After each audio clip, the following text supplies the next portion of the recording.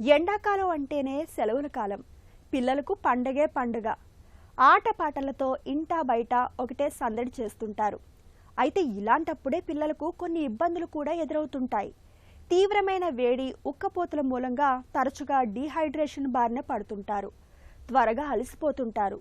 నీరసం, నిస్సత్తువులు కూడా కమ్మేస్తుంటాయి.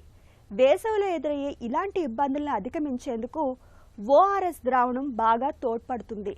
వేసవిలో పిల్లల పాలిట సంజీవనిలా పనిచేసే ఓఆర్ఎస్ ద్రావణం గురించి ఇప్పుడు తెలుసుకుందాం.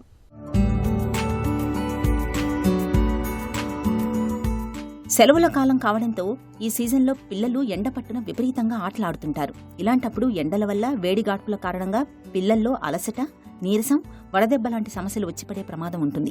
ఎండల కారణంగా శరీరంలో నీటి శాతం బాగా పడిపోయి డీహైడ్రేషన్కి గురవుతుంటారు. శరీరంలోని లవణాలు చెమట రూపంలో బయటకు వెళ్లిపోవడంతో పిల్లలు నీరసించిపోతుంటారు. ఈ ప్రమాదాన్ని నివారించడానికి పిల్లలతో తరచూ నీళ్లు తాగిస్తుండాలి.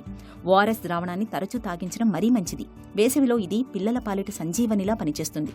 నోరు తడారటం, నాలుక ఎండిపోవడం, అధిక దాహం, మూత్రం తక్కువగా రావడం, నీళ్ల విరేచనాలు, వాంతులు అవుతున్నప్పుడు పిల్లలకు వీలైనంత త్వరగా ఓఆర్ఎస్ ద్రావణం తాగించడం చాలా ముఖ్యం. దీన్ని కొద్ది కొద్దిగా తరచూ తాగిస్తుంటే ద్రవాలు, ఖనిజ లవణాలు భర్తీ అవుతాయి. ఓఆర్ఎస్ చవకైంది, సమర్థంగానూ పనిచేస్తుంది. ఓఆర్ఎస్ ద్రావణాన్ని ఇంట్లోనే తయారు చేసుకోవచ్చు. కాచి చల్లార్చిన లీటర్ నీటిలో 6 చెంచాల చక్కెర, 1/4 చెంచా ఉప్పు వేసి బాగా కలపాలి. దీన్ని కొద్ది కొద్దిగా తరచూ తాగించాలి.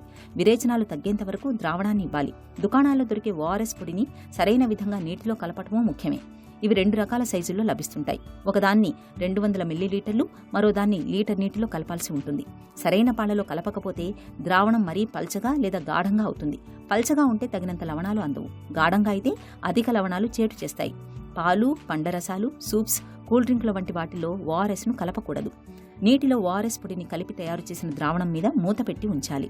24 గంటల్లోపే వాడుకోవాలి. మార్కెట్లలో కొన్ని తీపి పానీయాలను ఓఆర్ఎస్ లాంటి డ్రింకులుగా అమ్ముతుండడం మీద ఇటీవల ఆందోళనలు వ్యక్తమయ్యాయి.